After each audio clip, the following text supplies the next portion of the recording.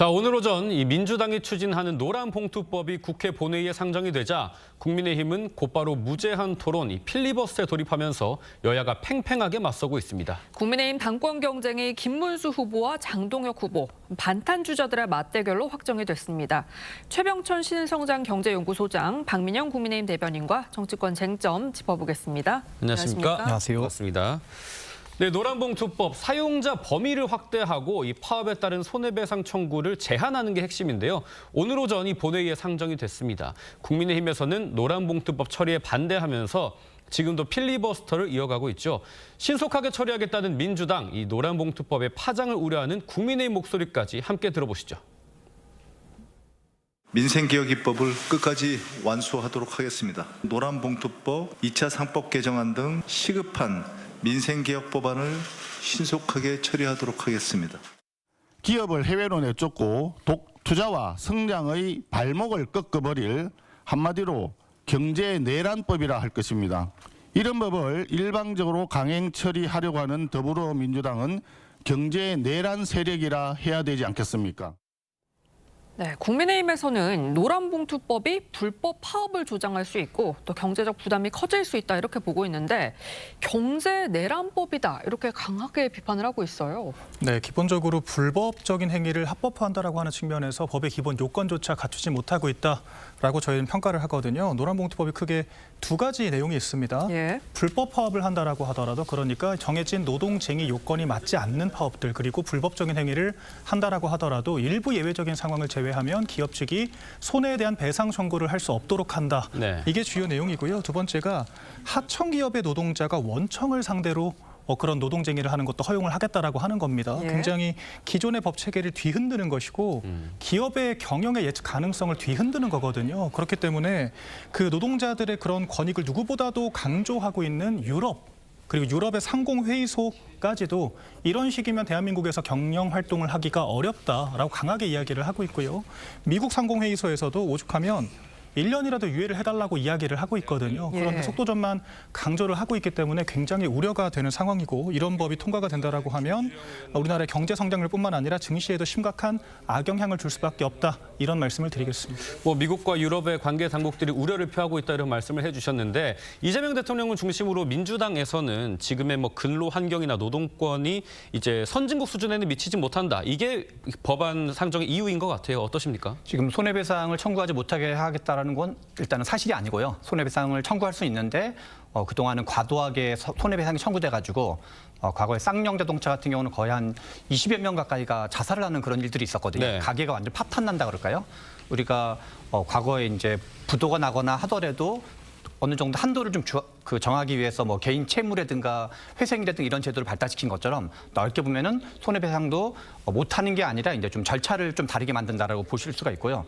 그리고 실은 우리가 이제 그동안 뭐 보수라든가 아니면 국민의힘 쪽에서도 우리나라가 노동조합이 대기업들만 노동자들이 조직돼 있어가지고 하청이나 비정규직 노동자들은 오히려 기존의 노동조합이 챙기지 않는 거 아니냐라는 네. 문제 제기가 있었는데 실은 이 법의 핵심 중에 하나는 앞에서 말한 손해배상을 둘러싼 게 있고 하청 노동자들은 여러 가지로 어떤 실제로는 뭔가 이러저런 그 원청의 영향을 받고 있는데 사실상 노동조합이 제대로 기능이 안 되는 게 있거든요. 그래서 어떤 이 하청의 노동자들이 원청에 협상을 해가지고 뭔가 협상을 한다고 모든 게 다 되는 건 아니고요. 어차피 단체 협상이라는 게 서로 이제 주고받기라든가 서로 힘겨루기라든가 이런 서로 이제 협상이 있기 때문에 그런 점에서 어떤 이제 하청 또는 비정규직 노동자들의 처우 개선 또는 어떤 노동권 개선의 문제의식이라고 볼 수가 있습니다. 네. 말씀하신 것 중에 이제 금속노조 쌍용차 지부에서 밝힌 사망자가 20명 정도인데 그 사람들이 모두 극단적 선택은 아닌 것 같습니다. 네, 그 부분 짚어드리겠습니다. 네, 국회에서는 방송 3법이 처리가 됐고요. 이제 노란봉투법으로 여야가 충돌하는 상황인데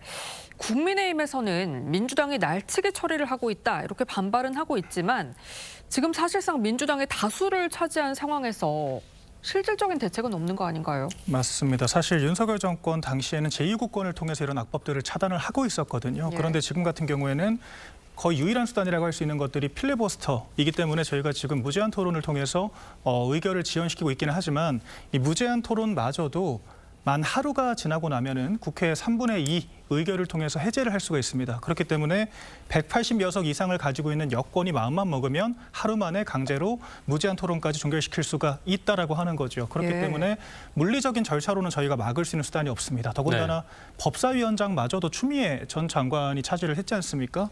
그렇기 때문에 더더욱 여권의 책임이 막중한 거거든요. 이런 상황이기 때문에 이 법안이 졸속으로 처리가 돼서 문제가 발생하면 그 책임은 오로지 정부 여당이 다 뒤집어 쓸 수밖에 없다라는 겁니다. 이런 지점들을 명심을 해야 될 것 같습니다. 네, 말씀하신 것처럼 지금 방송 3법에 이어서 노란봉투법도 통과가 자명하고 기업들로서는 노란봉투법 이후에 경영 환경을 좀 고민을 해야 되는 상황입니다. 그리고 지금 8.15 특별사면의 여파가 아직 가시지가 않고 있습니다. 조국 전 대표가 너무도 이 광폭 활발한 행보를 보이고 있기 때문인데요. 민주당에서는 좀 자숙하는 모습을 기대했던 것 같습니다. 그래서 우려가 나오고 있습니다. 하지만 조국 전 대표는 뚜벅뚜벅 걸어가겠다 이런 확고한 입장을 보이고 있습니다. 민주당의 입장과 함께 준비했습니다. 들어보시죠. 나오자마자 마치 개선 장군인 것처럼 언제 다음에 출마하겠다 또 20, 30대를 향해서 내가 어떤 메시지를 낸다고 해서 어떤 의미가 있겠냐 뭐 이런 식의 메시지가 동의가 안 됐고 혼란스러웠습니다. 최소한 자숙하는 모습은 있어야 되는 거 아니었나. 좋은 쓴약이 된다고 생각하는데요. 이제 그런 충원을 주신 분들의 마음은 충분히 이해가 됩니다만은 저로서는 당을 다시 활성화시켜야 될 책무가 있고 물론 그렇게 천천히 가라 뭐 이런 말씀이 있는데 제가 충분히 이거 받아들이면서 뚜벅뚜벅 걸어가겠습니다.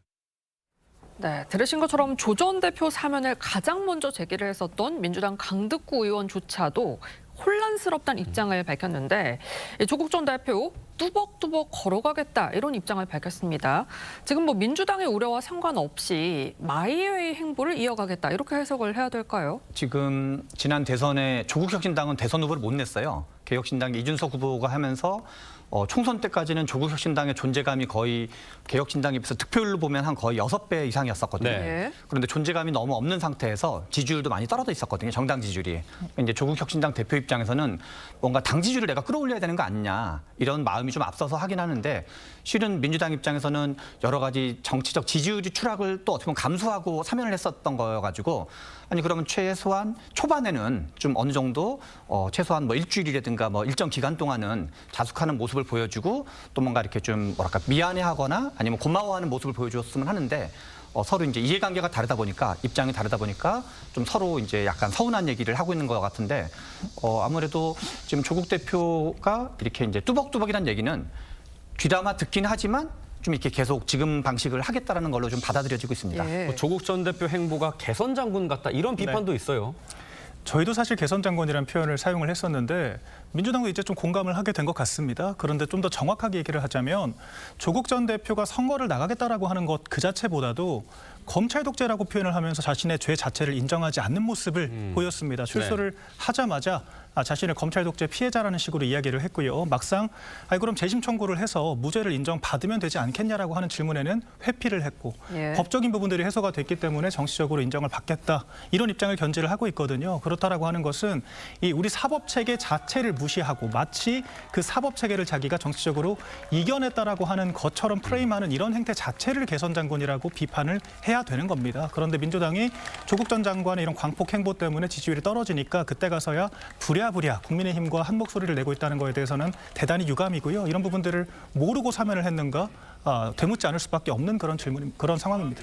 네, 조국 전 대표 내일은 이 경남 양산의 평산 마을을 찾아서 문재인 전 대통령을 예방한다고 합니다. 조 전 대표와 문재인 전 대통령의 관계가 어떻게 전개될지도 상당히 궁금합니다. 문재인 전 대통령의 과거 입장은 어땠는지 들어보시죠. 조국 전 장관이 지금까지 겪었던 고초 그것만으로도 저는 뭐 아주 크게 마음에 빚을 졌다고 생각합니다. 그 사람 그들의 가족들이 겪었던 그 고통이나 이런 부분들은 참 마음이 아프죠. 법무부 장관으로 발탁되고 하는 바람에 그런 상황이 이렇게 된 거기 때문에 그런 것에 대한 안타까운 마음이 없을 수는 없죠. 내일 조 전 대표는 이 문 전 대통령과 함께 자신의 다큐멘터리 영화를 함께 관람을 하고요. 관객과 대화도 진행할 계획으로 알려졌습니다. 조 전 대표에게 빚이 있다는 문 전 대통령, 조 전 대표 과연 어떤 관계가 될 거라고 보시나요? 이게 실은 우리가 이제 조국 전 대표가 처음에 검찰에 제기했던 문제는 법무부 장관이 됐을 때 사모펀드 문제가 있다라고 막 시끄럽게 얘기를 했었거든요. 네. 그래서 막 사모펀드 하다가 결과적으로는 조국 전 대표 관련해서 사모펀드 관련된 거는 아예 나오지가 않은 거고 조국 대표에 한해서는 무죄가 나오고 그리고 저도 이제 정치권에 그 뭔가 오랫동안 관여했었지만 실은 인사청문회 이전에 이렇게 그 국회에서 제기하거나 언론이 제기하는 게 아니라 검찰이 먼저 마치 어떤 기정사실인 것처럼 막 압수수색하는 거는 저는 아마 우리나라가 87년 민주화의 처음인 것 같아요. 네. 그래서 조국 대표가 나중에 이제 입시 비리 관련돼서는 밝혀진 게 사실이고 본인도 그거는 여러 차례 최소한 10번 이상 사과를 했었거든요. 네. 그래서 그것이 없었다고 하는 건 아니고 일종의 조국 대표가 전 대표가 잘못한 게 있는 건 명백한 사실이지만 그거와 별개로 야 검찰도 너무너무 과했던 거 아니냐라는 정서가 있는 거기 때문에 그래서 문재인 전 대통령 입장에서는 뭔가 검찰 개혁의 미션을 두고 법무부 장관을 했기 때문에 고초를 겪은 측면이 부분적으로 있기 때문에 그거에 대해서 미안함 감정이 있을 수 있는 건 충분히 이해할 수 있는 거죠. 그래서 잘못이 없다라는 게 아니라 한편으로 이제 과했던 측면 그거에 대해서 느끼기 때문에 뭔가 좀 지금이라도 이제 그런 정서적인 얘기를 하시는 걸로 이해가 됩니다. 네, 주말 동안 문재인 전 대통령을 예방하는 조국 전 대표는 26일부터 28일까지는요. 광주와 담양 등 호남 지역을 찾습니다.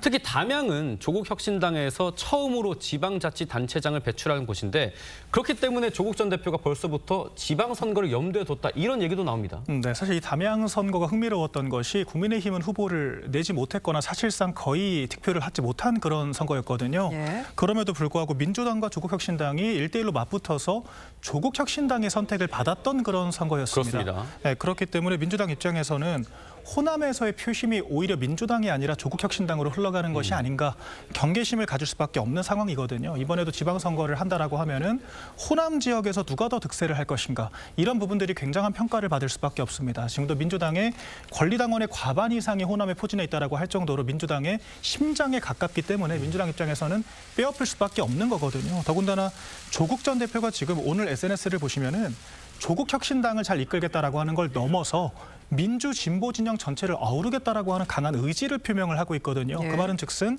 이제 민주당이 문재인 전 대통령과 함께 조국 전 장관을 위시해서 이제 진보 진영의 당권을 틀어주려고 하는 것이 아니냐 이런 해석까지도 가능할 것 같습니다. 점차 민주당에서 조 전 대표를 향한 불편한 기색을 드러내는 상황에서 합당 가능성은 줄어들고 있다고 봐야 될까요? 실은 이게 합당이라는 게 여러 가지 왔다 갔다 해야 되는 게 있기 때문에요. 예. 내년 6월에 지방선거가 있거든요. 그냥 다 떠나서 물리적으로 합당은 어렵다고 봐야 돼요. 그리고 이제 조국혁신당은 아직 당대표 체제도 그러니까 정비가 안 됐고 지금 출소한 지 이제 얼마 되지도 않은 셈이거든요. 네. 그래서 일단 일반적인 전망은 지방선거는 또 이제 호남 지역은 경쟁이 가능할 수 있지만 나머지는 또 선거 연합 문제를 또 논의 안 할 수가 없거든요. 예. 그리고 덧붙여서 국회의원 보궐선거가 몇 군데가 있어요. 그래서 전국과 호남을 어떻게 할 건지 그다음에 국회의원 선거와 단체장 선거의 관계를 어떻게 할 건지 그런 약간 좀 고차방 정책이 있다 그럴까요? 그런 네. 측면이기 때문에 지방선거 이전에 합당할 가능성은 현저히 적고 아마 이제 선거연합을 또는 이제 서로 뭔가 주고받기를 어떻게 할 건지 그런 이야기가 중심적으로 될 걸로 예상이 됩니다. 예. 네, 이번에는 야당 소식 한번 짚어보겠습니다. 국민의힘 전당대회 어제 다들 보셨겠지만 과반 이상 득표자가 나오지 않았습니다. 그러면서 국민의힘 당권 경쟁이 김문수와 장동혁 두 후보 맞대결로 확정이 됐습니다. 목소리 준비했습니다. 들어보시죠. 우리 안철수 후보님 그리고 조경태 후보님의 열정 잊지 않겠습니다. 이런 엄중한 때 우리끼리 분열하면 되겠습니까? 저 김문수와 함께 갑시다, 여러분. 한 번의 선택만이 남아 있습니다. 국민의힘을 분열을 안고 갈 것인지 내부 정제자를 정리하고 단일 대우로 갈 것인지 그 선택이 남아 있습니다. 지금은 장동혁이 답입니다. 네, 장동혁, 김문수, 이른바 반탄주자 간의 결승전이 치러지게 됐습니다. 배경이 뭐라고 보시는지요? 일단 저희가 편의상 찬탄 반탄이라고 구분을 하고 있지는 않지만 하고 있기는 하지만 예. 더 본질적으로는 좀 당을 향한 책임감의 문제라고 저는 생각을 하거든요. 한동훈 전 대표는 특히 본인이 개혁 세력이라고 지칭을 하지만 엄밀히 따지면은 여당 대표를 지내면서 윤석열 전 대통령과 극한의 대립을 이끌기도 했었고 결과적으로 윤한 갈등으로 일컬어지는 당정 관계 파탄이 비상계엄을 위시한 현재 상황의 원인이 되었다라고 하는 지적이 충분히 가능하거든요. 그런데 그런 책임을 전부 다 뒤로 떨쳐낸 채 마치 자기들은 제3자인 것처럼 개혁을 자처를 하고 있기 때문에 찬탄파라고 하는 목소리가 사실은 권력 싸움에서 도태된 사람들이 자기를 포장하기 위한 슬로건이 아닌가 이런 생각을 당내에서는 가질 수밖에 없습니다. 네. 그렇기 때문에 찬탄 반탄의 그런 프레임과 전혀 무관하게 누가 더 당을 위해 희생과 헌신을 했고 당을 잘 이끌겠다라고 하는 책임감을 가지고 있는가 저는 그 지점을 당원들께서 평가를 하셨다라고 생각을 하고요. 실제로 조경태 의원 같은 경우에는 윤 전 대통령을 거의 남보다 못하게 비판을 하면서도 민주당과 이재명 대통령은 오히려 두둔하는 모습들을 보였거든요. 그래서 오죽하면은 민주당 전당대회를 나온 거 아니냐 이런 평가까지 있었던 것이기 때문에 당원들께서는 마땅한 평가를 한 것이다. 저는 그렇게 생각을 합니다. 그래서 그런지 혁신파로 분류되는 안철수, 조경태 후보는 당심의 선택을 받지 못했습니다.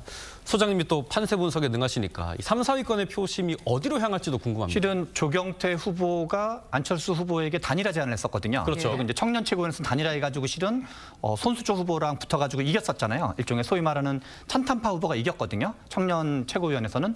그런데 저는 일단 첫 번째 이 결과를 보면서 안철수 후보는 본인은 뭐 결선에 가는 것처럼 약간 장담하듯이 얘기를 했는데 약간 좀 너무 이렇게 어떤 협량하다 그럴까요? 그런 거 아닌가라는 좀 생각이 들고 두 번째는 앞에서 워딩에서도 김문수 후보가 약간 좀 노련미가 느껴진다 그럴까요? 네. 앞에서 뭐 안철수 후보의 뭐도 이어받고 뭐 조경태 후보도 이어받겠다는 얘기는 여러분들 저 찍어주세요라고 약간 돌려서 말하는 측면이 있어가지고 실은 이 김문수 후보가 될지 장동희 후보가 될 건지는 오히려 조경태 지지층과 안철수 지지층이 누구를 선택하는지 문제가 있어가지고 그거에 대한 좀 구애 경쟁이 상당히 있지 않을까 그런 점에서는 조직세는 장동희 후보가 더 이제 어떤 단단한 측면이 있지만 네.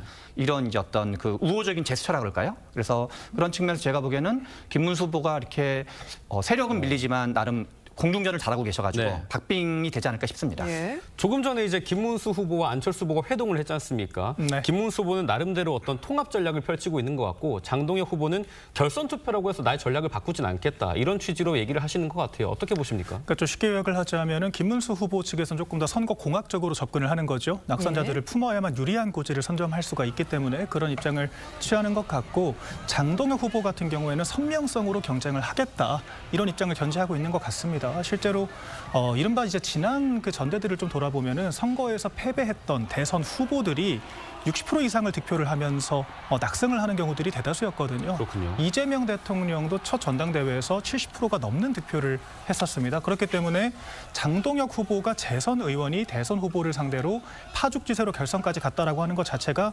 굉장히 이례적이고 흥미로운 지점이기는 하거든요. 그래서 장동혁 후보 입장에서는 그렇게 자신의 파죽지세를 이끌었던 그런 전략을 굳이 수정할 필요 없이 견지해 나가고 당원들의 판단을 받겠다 이런 이야기를 하는 것으로 보입니다. 알겠습니다. 네, 간밤에 한덕수 전 국무총리가 내란 특검의 세 번째 소환 조사를 받았습니다. 이 13시간 반 정도의 조사를 마치고 귀가를 했는데 특검은 주말 중에 구속영장을 청구하는 방안을 검토하는 걸로 알려졌습니다. 소장님께서는 이 구속영장 청구 가능성은 어느 정도로 좀 점치십니까? 좀 높지 않을까 싶은데요. 실은 한덕수 총리가 한편으로 왜 이렇게 대선 때 무리하면서까지 나오려고 했나라는 의문이 하나 들었는데 저는 이 최근에 한덕수 총리가 실은 어떻게 보면 거짓말을 했던 건데 이 거짓말했던 거를 보면서 이분이 이것 때문에 그렇게 대선에 열심히 나오려고 하셨던 거 아닌가라는 생각이 한편으로 들었습니다. 네. 저희가 근데 몇 개 그 증언들이 바뀌었다라고 하는 것을 좀 짜맞추기식으로 해석하는 것도 과한 해석이라고 저는 생각을 하는 것이요. 당시에 국무위원들의 일관된 그 증언들을 보자면 굉장히 경황이 없고 이른바 패닉 사태였던 것으로 생각이 됩니다. 그럴 수밖에 없지요. 사실 사전에 인지하지 못한 상태에서 비상계엄이라고 하는 초유의 사태가 벌어지지 않습니까? 그렇기 네. 때문에 경황이 없는 상황에서 일부 어떤 사실관계들에 대해서 기억이 없다라고 이야기를 했던 것으로 보이고 다만 검찰 측에서 이제 CCTV 등 증거 자료들을 확보를 한 측면들도 있고요. 시간이 다소간 흐르면서 또 생각을 정리를 하지 않습니까? 그 과정에서 관련 선포문 등을 받았다라고 진술을 했다라고 한다면 이 자체가 말이 바뀌었다라고 얘기하기는 어려운 측면들이 있거든요. 또한 한덕수 총리 같은 경우에는 국무회의를 제청을 하는 것이 국무총리의 권한이고 의무이기 때문에 그렇게 좀 소위 이제 개입이 됐던 것이지 뭐 주요 임무 종사자라고 할 정도의 좀 적극적인 자귀를 한 바가 없다라고 전해지고 있거든요. 그렇기 때문에 혐의 적용에 한계가 있다라고 생각을 하고요. 특검 측에서도 지금 50일 만에 새로 조사를 한 겁니다. 그만큼 일련의 과정 속에서 한덕수 총리가 정말 깊게 관여되었느냐라고 하는 거에 대해서는 애매한 측면이 있다라고 저는 보고요. 영장을 청구를 할 수는 있겠지만 발부 여부에 대해서는 지켜볼 필요가 있다 이렇게 생각을 합니다. 그런데 이제 계엄 선포문을 줬다라고 이제 기존의 진술과 배치되는 증언을 한 거라면 특검 입장에서는 한덕수 전 총리가 이 계엄에 또 깊숙이 개입했다 이렇게 볼 근거가 되는 거 아닐까요? 그러니까 실은 그동안은 나중에 보니까 뒷주머니에 있었다고 얘기를 했지만 네. 실은 CCTV에서 밝혀진 게 여러 가지 회의를 주도하는 모습이 밝혀졌다는 거잖아요. 그리고 어느 나라나 이 계엄이라든가 내란이라든가 이런 거를 그냥 가볍게 처리하는 나라는 없거든요. 네. 그는 그 나라의 어떤 헌법적 질서의 근간을 흔드는 거기 때문에 그래서 그것이 이제 동조냐 주범이냐 이런 차이는 있을 수 있다 하더라도 이거 자체를 그냥 넘어가기 좀 어려운 상황 아닌가 싶습니다. 네, 김건희 특검 소식도 좀 짚어볼게요. 김건희 여사는 건강을 이유로 오늘 조사에 나오지 않았고요. 이 김 여사에 대한 구속도 네 번째 조사 25일로 미뤄지게 됐습니다. 앞으로 김 여사의 건진법사 청탁과 도이치모터스 주가 조작 의혹을 조사할 걸로 보이는데 이전 조사에서 대부분 진술 거부권을 행사하는 상황에서 과연 조사에 성과가 있을 거라고 보시는지요? 김건희 여사 입장에서는 진술 거부권을 행사하는 게 우월 전략이라고 생각을 했을 것 같습니다. 왜냐하면 여러 진술을 한다라고 하더라도 그것이 특검 측의 언론 플레이 소재로 사용이 될 수도 있는 것이고요. 또한 이 서희건설처럼 좀 다른 측 피고인들의 주장과 배치되는 측면들이 발견이 되면서 오히려 재판에 불리하게 작용할 여지가 있다라고 하는 거거든요. 그렇기 때문에 피고인에게 보장된 헌법상의 방어권을 행사를 하고 있다 이런 취지로 이해를 할 수 있을 것 같고요. 또 최근에 이 심평 변호사를 위시해서 좀 여러 구설들이 있었습니다. 김건희 여사의 메시지가 김건희 여사 측에서는 그런 말 한 바가 없다라고 부정을 하고 있는 그런 진실 공방까지 벌어지고 있는 상태인데 아마 여러 가지 혼란스러운 상황들이 있을 것으로 보입니다. 이런 와중에도 혐의를 입증하기 위한 그런 근거들을 찾아내고 소명을 해야 할 쪽은 특검 측이기 때문에 원활한 수사를 이끌어가기를 당부드리겠습니다. 특검의 조사에는 응하되 이제 진술 거부권을 행하는 것, 본인의 권리를 행하는 것이 이제 보석을 위한 전략이라는 포석이라는 얘기도 있거든요.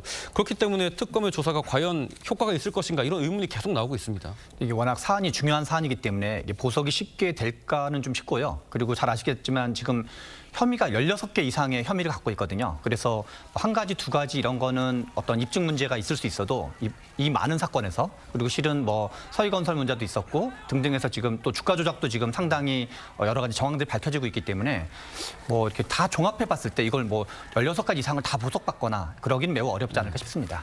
네, 지금까지 정치권 쟁점 짚어봤습니다. 두 분 말씀 여기까지 듣겠습니다. 감사합니다.